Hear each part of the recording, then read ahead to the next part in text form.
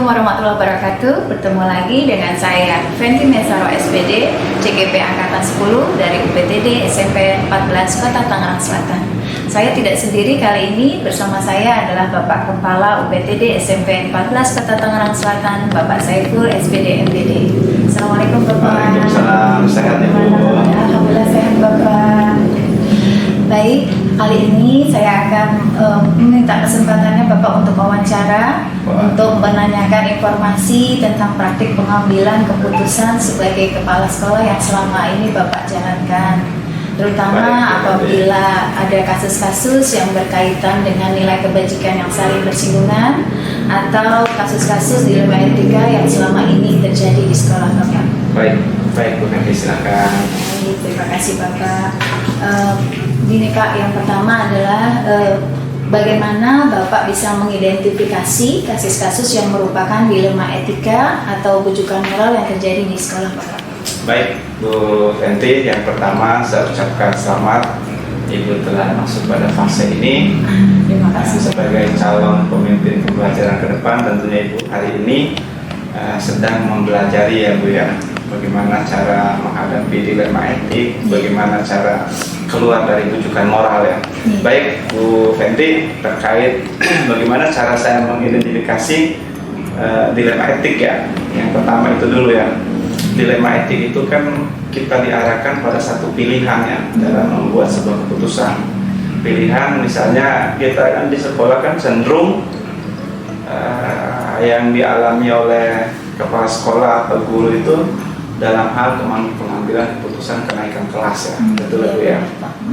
Satu sisi kita harus dihadapkan pada peraturan yang misalkan anak ini tidak memenuhi syarat kenaikan kelas. Dan sisi lain kita harus memikirkan juga bahwa anak ini masa depannya bukan sampai di sini, masih ada perjalanannya.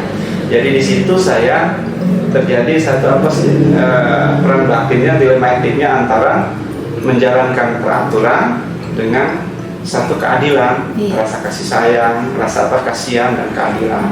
Nah, bagaimana cara saya? Yang pertama kan tentunya akan saya lakukan pemetaan dulu, pemetaan melalui walasnya, melalui guru mata pelajaran, agar mendapatkan satu solusi yang baik dalam pengambilan keputusan sehingga keputusan yang saya ambil itu benar-benar dapat dipertanggungjawabkan. Kemudian yang kedua, bujukan moral. Bujukan moral itu kan ini Bu, terkait tentang antara salah melawan salah kan. Kita diarahkan kepada satu kenyataan, kondisi harus menyimpang dari sebuah peraturan. Yaitulah yang Ibu sebagai calon pemimpin pembelajaran ke depan, kita harus mampu menghindari bujukan moral itu. Karena bujukan moral itu kan antara suatu perbuatan yang melawan peraturan. Kita hindari bujukan moral itu, dan saya mengidentifikasinya mana yang memungkinkan tidak terlibat dalam hal-hal yang melanggar peraturan. Baik Pak, jadi kurang lebih Bapak teliti dulu kasusnya seperti apa, seperti Pak, biar bisa memutuskan dengan bijak ya Pak ya. Iya, baik. Baik Pak, untuk tanya berikutnya Pak, bagaimana Bapak bisa menjalankan pengambilan keputusan di sekolah, terutama untuk kasus-kasus di mana ada dua kepentingan yang sama-sama benar Pak, atau sama-sama mengandung nilai kebajikan Pak? Baik, cara saya dalam mengambil sebuah keputusan, misalkan dalam guru, ini contoh kasus dari kasusnya guru. Salah satu guru katakanlah, ini si guru ini memiliki satu potensi yang baik, tetapi satu sisi dia tidak memiliki, ada yang kurang. Disitulah kita harus hadir sebagai pemimpin. Bagaimana kita mengambil satu keputusan itu yang mengandung unsur-unsur nilai-nilai kebajikan yang universal ya.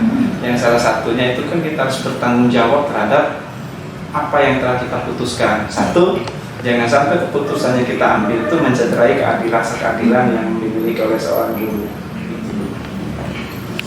Jadi harus benar-benar pertimbangannya harus adil buat semua ya. Betul Pak. Berikutnya Bapak, kira-kira langkah-langkah apa atau prosedur seperti apa yang biasanya Bapak lakukan selama ini Pak? Dalam mengambil sebuah keputusan, langkah-langkah yang saya ambil itu satu, tentunya saya akan identifikasi dulu ya. Karena kita dalam organisasi atau apa sih, membangun sebuah kebijakan itu kan dinamikanya selalu ada ya. Bagaimana caranya? Kita harus mampu menganalisa, seleksi mana laporan yang masuk ini benar-benar terjadi dan mana yang tidak harus ditanggapi. Kalau prinsip saya kan gini, masalah besar kita segera kecilkan, masalah kecil kita sederhanakan, masalah sederhana kita hilangkan, sehingga tidak terjadi dinamika-dinamika yang menyebabkan ekses yang negatif terhadap organisasi kita. Nah, bagaimana caranya ya? Kita caranya harus berkolaborasi, Bu. Ya, kalau bahasa Ibu mah tabayun ya. Kita tabayun dulu, kita panggil, kita diskusi. Saya menghindari bahwa saya ini adalah sebagai pemimpin mutlak. Saya ingin berkolaborasi caranya. Kita tanyakan aja, diskusi. Kita bangun komunikasi yang baik. Bagaimana caranya, apa masalahnya, solusinya bagaimana. Kayak macam inilah kita coaching. Iya betul Pak, seperti ilmu yang kita dapat di CGP Iya, ya Pak ya. CGP. Ibu gunakan aja coaching. Dari mereka masalahnya, mereka yang menyelesaikan. Kita menjadi pendengar yang setia. Setelah itu kita simpulkan bahwa oh ini keputusan yang harus kita ambil, kayak gitu Bu. Jadi kurang lebih Bapak menggunakan teknik coaching. Di mana nanti apabila ada permasalahan supaya si yang pemilik masalah ini bisa menemukan solusi sendiri ya Pak dari masalah-masalah. Yang kedua juga kan dalam mengambil keputusan itu juga kan saya menggunakan berdasarkan ini ya. Saya sering keliling ke guru ya, ada suara, ada pilihan dari guru ya, tentulah setelah itu baru saya godok akan menjadi sebuah keputusan. Jadi cari dulu sumber-sumber ini yang valid untuk pertimbangan Bapak ya. Iya. Baik Pak, berikutnya Pak, kira-kira hal-hal apa saja Pak yang selama ini Bapak anggap efektif dalam pengambilan keputusan pada kasus-kasus dilema etika? Hal yang paling efektif yang saya rasakan dalam pengambil keputusan dilema etika, satu, saya kan selalu mengedepankan kolaborasi ya dalam mengambil sebuah keputusan. Selalu bertanya kepada si A, saya tidak pada lihat pada guru saja Bu, dari atas sampai bawah ke apa sih namanya office boy pun saya bertanya, karena mereka kan bagian dari stakeholder yang organisasi kita. Jadi ya, makanya saya bilang kan dari voice choice-nya, sehingga apa yang kita ambil yang menjadi dilema etik kita tadi minimal berkurang. Kan dilema etik kan peran batin sama pikiran ya. Pikiran saya harus mengambil keputusan ini, tetapi hati saya bertentangan, punya pilihan lain. Ya seperti itu Bu. Ya, betul Pak. Berikutnya lagi Pak, kira-kira hal apa saja yang selama ini merupakan tantangan dalam pengambilan keputusan pada kasus dilema etika yang terjadi di sekolah Pak? Tantangan yang saya hadapi pada saat mengambil sebuah keputusan, satu, saya masih belum bisa hadir dalam membuat keputusan yang apa sih menyenangkan bagi semua. Itu tantangan saya. Yang kedua, saya belum bisa sepenuhnya menjalankan prinsip-prinsip kolaborasi yang itu, karena saya menyadari tidak semua yang kita mau itu dapat dicermati secara baik. Disitulah kita harus hadir. Kita sebagai pemimpin pembelajaran, kita harus mampu menyadari dari dalam diri kita dulu.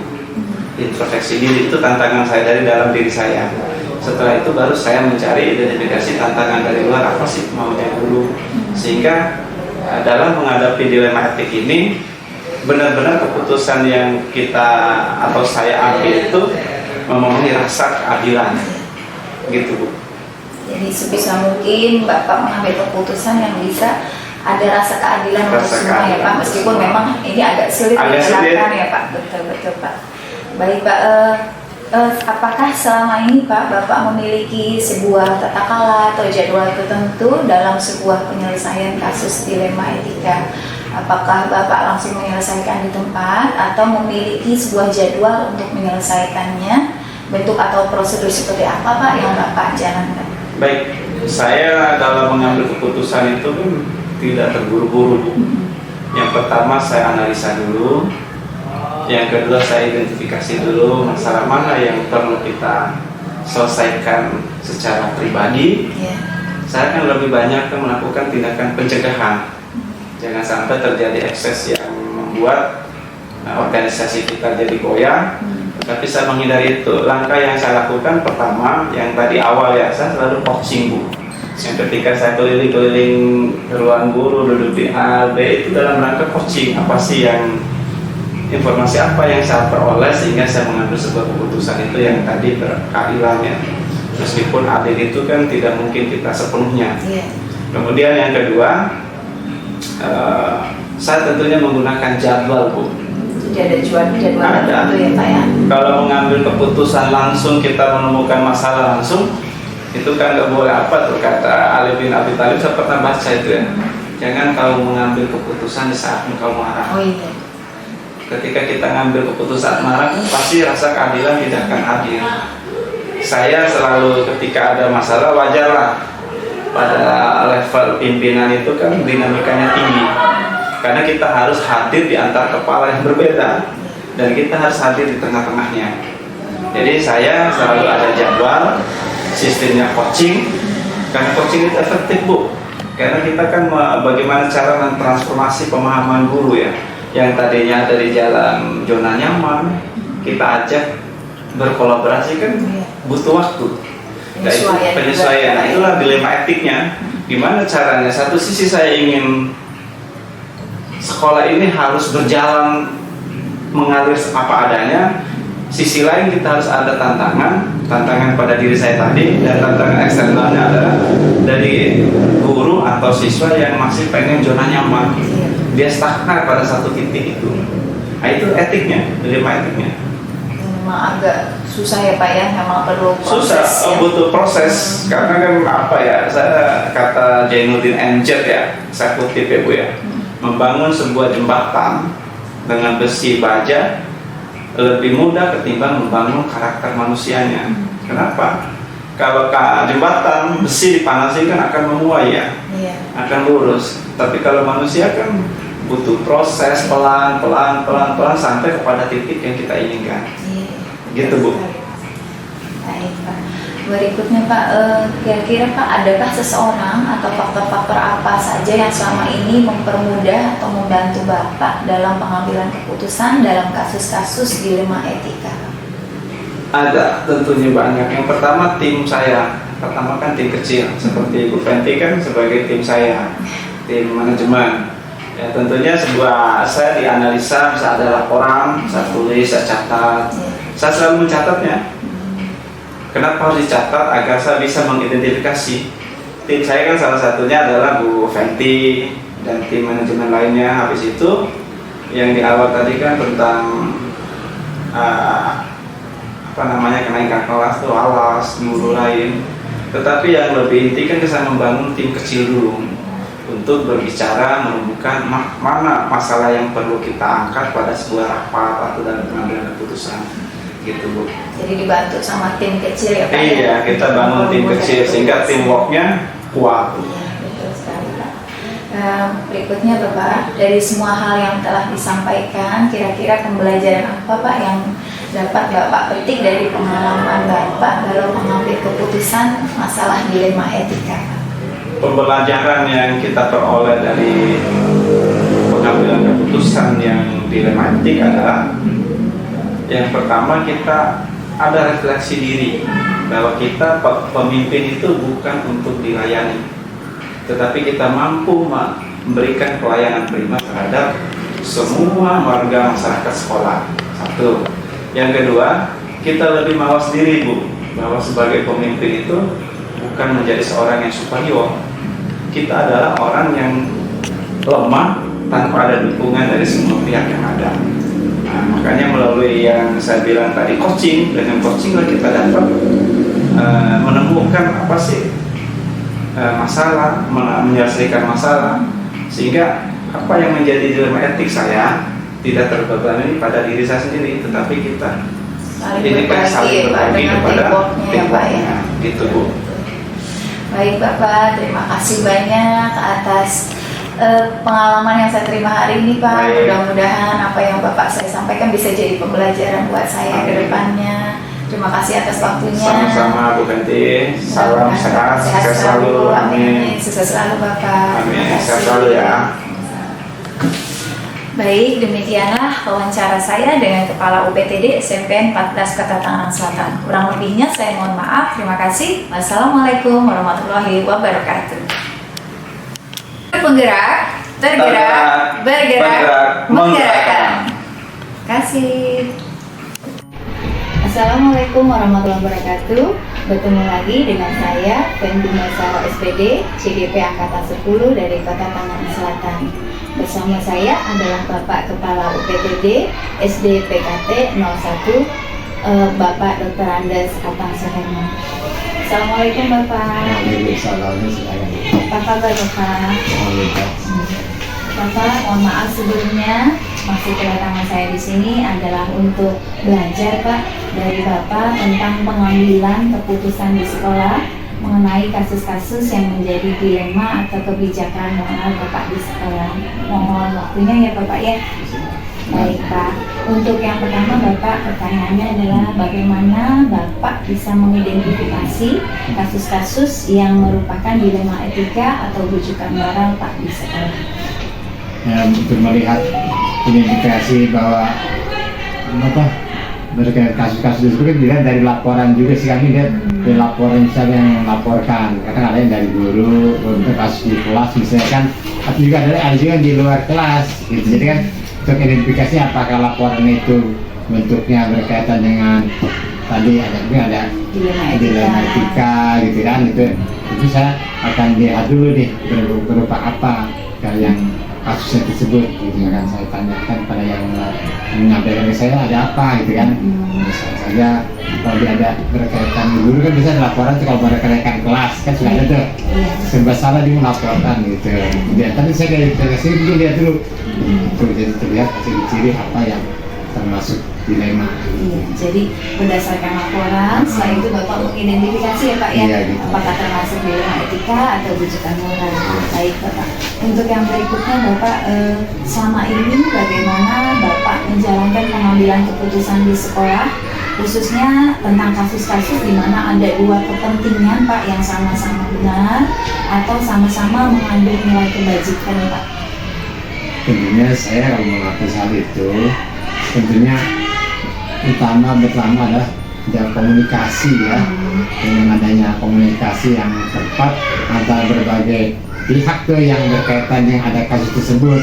Misalnya ada orang tua, ada guru dan ada siswa. Nah itu kan kita komunikasikan yang apa permasalahannya. Mungkin kadang ada mungkin satu sisi kalau kasus misalnya ada anak nih, guru melaporkan nih anak ini mungkin sehari-hari itu baik di kelas, tapi mungkin nilai akademiknya kurang ya kan, ini apakah dinaikin nggak gitu kan. Tentu kita akan komunikasikan pada orang tua, Bu, seandainya anak ini nggak naik bagaimana gitu kan. Mungkin ya, kalau mau dia tanggapannya, oh silahkan aja gitu kan. Atau mungkin guru juga mempertimbangkan bagaimana, saya cek dulu sehari-hari dia bandingkan kita bukan hanya akademik saja, dari segi moralnya gimana dia anak sikap perilaku dia gitu. Dari semua aspek ya Pak. Itu kita lihat dulu gitu, dari masalah mengalami kasus seperti itu, kita aspek ini saya tempuh juga beberapa jalan juga seperti itu. Begitu, Pak. Nah, kira-kira Pak langkah-langkah atau prosedurnya seperti apa Pak yang biasa Bapak lakukan di sekolah selama ini Pak? Ya, yang prosesnya kan kita guru menyelesaikan masalah kita bebas dulu tuh masalah apa, kemudian pengetahuan bahwa ini berkaitan dengan siapa tuh kasusnya itu kan, maka proses saya tentu orang-orang atau yang berkaitan kasus itu saya panggil, saya wawancara atau tanya lah bagaimana apa yang terjadi sebagainya. Dari itu pertemukan antara berbagai pihak tadi, kita kumpul jadi satu, kita klopkan antara laporannya satu dengan yang lain gitu ke satu, jadi tinggal ini mediasi gitu. Dan itu jalan salah satu jalannya seperti itu Bu yang saya lakukan gitu. Jadi kita dalam tahap-tahap seperti itu kita panggil. Jadi ada itu Pak yang mempertimbangkan pihak-pihak yang misalnya ada bermasalah, Bapak sebagai mediator informnya gitu ya Pak. Apa sebenarnya? Berikutnya Bapak, hal-hal apa saja yang selama ini Bapak anggap efektif dalam pengambilan keputusan pada kasus-kasus dilema etika? Ini apa saja yang Bapak anggap efektif dalam pengambilan keputusan berkaitan dengan kasus-kasus dilema etika? Saya rasa seperti yang tadi saya katakan mediasi, Iya. efektif juga. Yang kedua, memberikan suatu teguran pada yang bermasalah gitu. Jadi atau memberikan suatu efektif juga dengan adanya kita adakan mediasi seperti itu kan, saya rasa permasalahan bisa terselesaikan tuh. Iya. Jadi itu salah satu dengan cara mediasi, yang kedua dengan cara memberikan pengarahan pada yang bermasalah tersebut.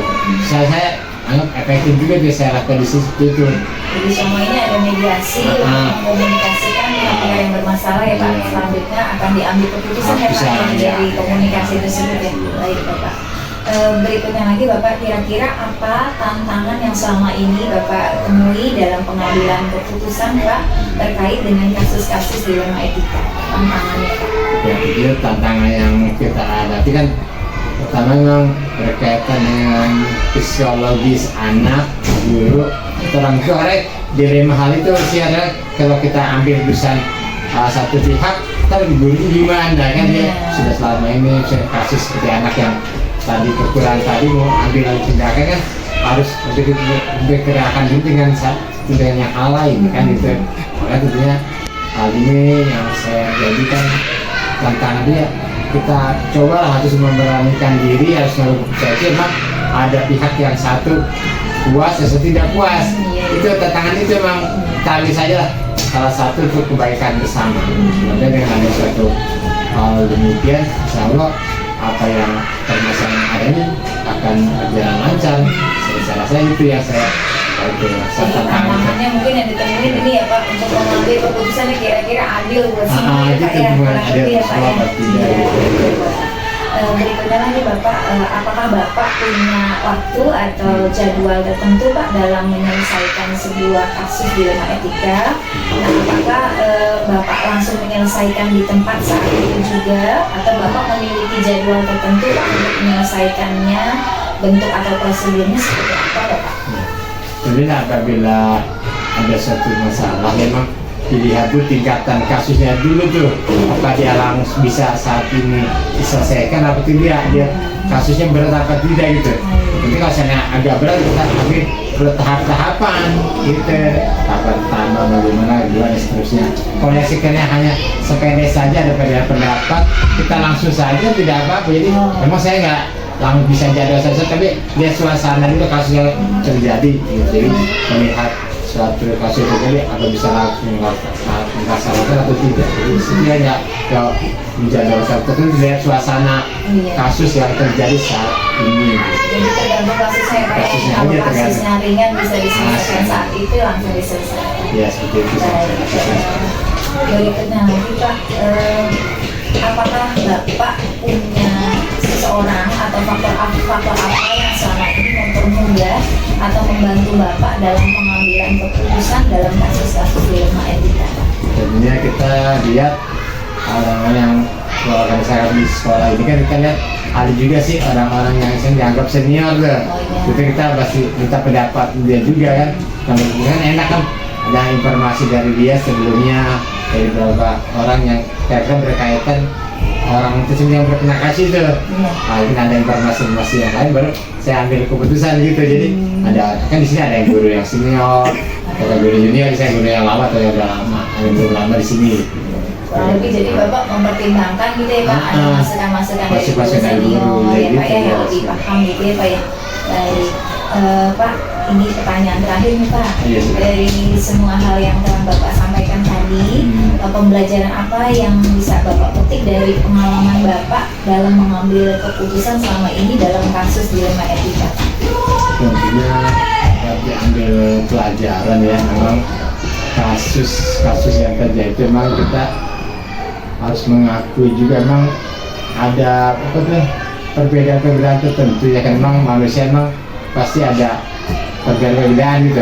Karena kita harus menyesuaikan diri bagaimana kondisi orang tersebut kita mengambil keputusan. Kan ada juga mungkin tidak terlibat sebagainya kan, kita pertimbangkan hal itu. Jadi memang saya ambil dengan demikian adanya kasus ini, saya ambil pelajaran bahwa ternyata kita mengalami satu masalah itu Pak, dilihat dengan cara memperhatikan situasi dan kondisi dan keadaan seseorang yang melakukan atau terlibat di kasus tersebut. Itu jadi harus itu suasananya, kondisi dan keadaan orang yang kegiatan seperti itu ya.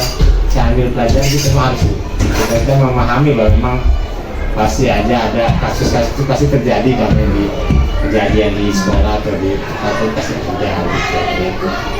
Bapak, terima kasih banyak Bapak atas ilmunya, pengalamannya yang telah Bapak sharing ke saya. Mudah-mudahan saya bisa menerapkannya nanti di kehidupan kami Pak ya. Terima kasih banyak atas waktunya Bapak. Sehat selalu. Assalamualaikum. Baik, demikianlah pemaparan dari kami. Kurang lebihnya kami mohon maaf. Terima kasih. Wassalamualaikum warahmatullahi wabarakatuh. Bergerak, bergerak, bergerak, menggerakkan.